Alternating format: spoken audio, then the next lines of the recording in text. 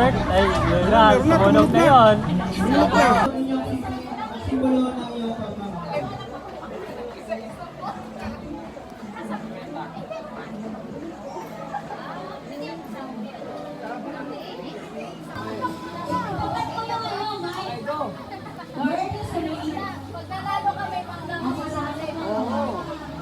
Nag-lover pa kami dito.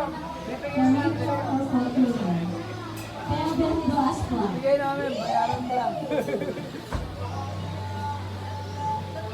Sumunod naman ang kontrata at simbolo ng pagkakasama ng mga bago. Okay na? Bye! Ano na nakasal? Ikakasal? Sir Joyno? Wala pa. So, Pangalawa na yun, te. O, tumutin!